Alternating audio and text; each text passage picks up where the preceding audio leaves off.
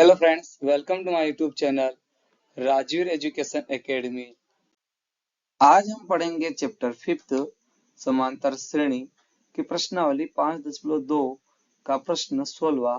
तो हमारे पास प्रश्न है, वह एपी ज्ञात कीजिए जिसका तीसरा पद 16 है और सातवां पद पांचवें पद से 12 अधिक है। हमें प्रश्न में एपी ज्ञात करना है और एपी का मतलब होता है समांतर श्रेणी। और समांतर श्रेणी क्या होती है? वह श्रेणी जिसमें प्रत्येक संख्याओं के बीच का अंतर बराबर हो समांतर श्रेणी कहलाती है।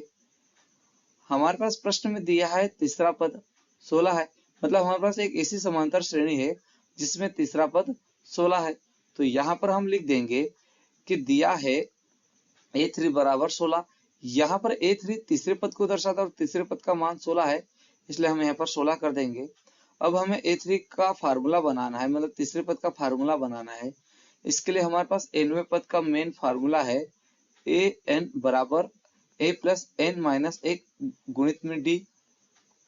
अब यहाँ पर हम an एक पर्टिकुलर पद को दर्शाता है।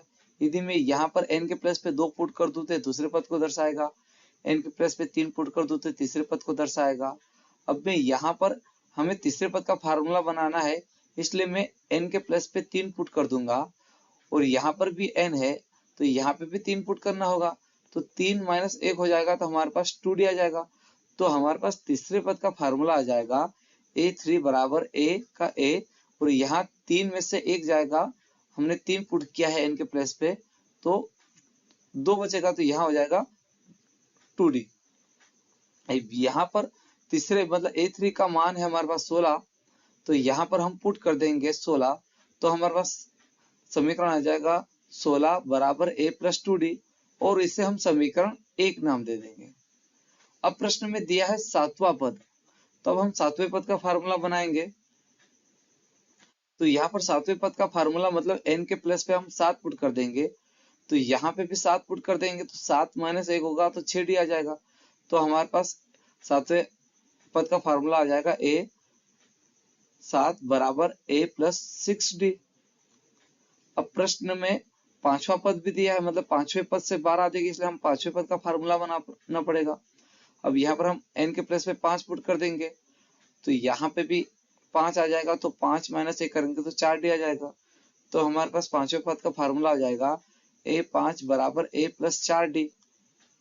अब प्रश्न में दिया है सातवें पद से पांचवें पद से 12 अधिक, मतलब सातवां पद पांचवें पद से 12 अधिक है, मतलब हम 7 में से पांचवें पद को माइनस कर देंगे।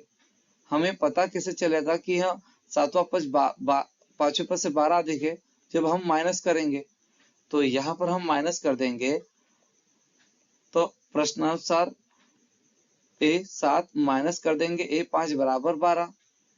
यहाँ पर a7 मतलब सातवें पद होता है और सातवें पद का फार्मूला है a प्लस 6d, तो हम यहाँ पर पुट कर देंगे a प्लस 6d, माइनस का माइनस पुट कर देंगे और यहाँ a5 मतलब पांचवें पद को दर्शाता और पांचवें पद का फार्मूला है a प्लस 4d, तो हमने यहाँ पर ब्रैकेट में कर दिया a प्लस 4d बराबर 5 बराबर 12। अब यहाँ पर हम ब्रैकेट ओपन करेंगे और इस माइनस के कारण इस ब्रैकेट के अंदर के साइन सब बदल जाएंगे, तो हमारे पास संख्या आ जाएगी a का a प्लस 6d का 6d कर देंगे, माइनस ये ब्रैकेट ओपन किया इसलिए a प्लस का था, माइनस के कारण ये भी माइनस हो गया तो माइनस का a आ गया, और ये प्लस का 4d था तो इस माइनस के कारण ये भी माइनस का 4d हो गया बराबर 12। जब भी हमारे पास माइनस का हो ब्रैकेट के बाहर वो ब्रैकेट ओपन करते हैं तो अंदर के सारे साइन बदल जाते हैं, जो प्लस होता है वो माइनस हो जाता है और जो माइनस हो जाता है वो प्लस हो जाता है, क्योंकि यहाँ पर चिन्हों का पहले गुणा होता है, इसलिए ये माइनस हो गए। अब यहाँ पर a प्लस का है और ये a माइनस का है और प्लस माइनस कैंसिल होता है यहाँ, इसलिए यहाँ से a कैंसिल हो जाएगा। अब हमारे पास यहाँ पर 6d है और यहाँ पर माइनस का 4d है और ये प्लस का है, तो प्लस माइनस माइनस होता है, तो यहाँ 6d में से हम 4d को माइनस कर देंगे तो हमारे पास 2d बराबर 12 आ जाएगा। अब हमें d का मान ज्ञात करना है, इसलिए हम 2 का पक्षांतर करेंगे और 2 गुणित में बराबर के इधर आएगा तो 12 के भागित में चला जाएगा, तो हमारे पास d बराबर आ जाएगा 12/2। अब हम 2 से 12 को कैंसिल कर देंगे, तो 2 से 12 कैंसिल हो जाएगा 6 बार, तो हमारे पास d बराबर आ जाएगा 6। अब हमें समांतर श्रेणी ज्ञात करना है, जिसके लिए हमें प्रथम पद और सार्वंतर ज्ञात होना चाहिए। हमने यहाँ पर सार्वंतर ज्ञात कर लिया है, अब हमें प्रथम पद ज्ञात करना है। इसके लिए हम d कॉमन समीकरण 1 में पुट कर देंगे। हमने समीकरण 1 बनाया था प्रश्न में, तो d कॉमन समीकरण 1 में रखने पर तो हमारे पास समीकरण 1 है 16 प्लस a प्लस 2d। अब यहाँ पर हम d के प्लेस पे 6 पुट कर देंगे, तो 16 का 16 कर देंगे, बराबर का बराबर, a का a कर देंगे, प्लस का प्लस, और 2 गुणित में d, और d का मान है 6 है, तो हमने यहाँ पर गुणित 6 कर दिया।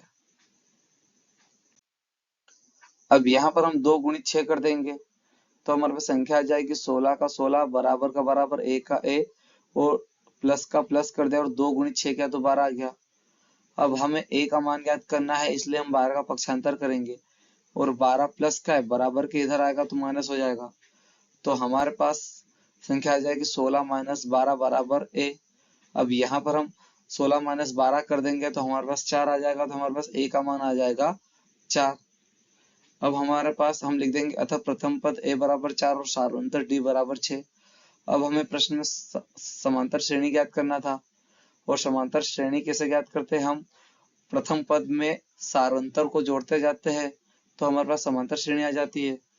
तो यहाँ पर हम लिख देंगे कि AP 4 में हम 6 जोड़ देंगे तो 10 आ जाएगा, 10 में 6 जोड़ देंगे तो 16 आ जाएगा, और 16 में 6 जोड़ देंगे तो 22 आ जाएगा। इस तरह से हमारी समांतर श्रेणी आगे बढ़ती जाएगी, और यहाँ पर इसका अंतर भी 6 होगा, मतलब ये समांतर श्रेणी है, तो हम लिख देंगे कि अतः समांतर श्रेणी AP 4, 10, 16, 12 डॉट डॉट डॉट है। इसका मतलब डॉट डॉट का मतलब होता है कि ये श्रेणी आगे इसी तरह से क्रम में बढ़ती जाएगी, और ये हमारा आंसर हो गया है। आई होप कि यह वीडियो आपको पसंद आया होगा। यदि यह मेरा वीडियो आपको पसंद आया हो तो प्लीज मेरे वीडियो को लाइक करें, सब्सक्राइब करें और शेयर करें। धन्यवाद।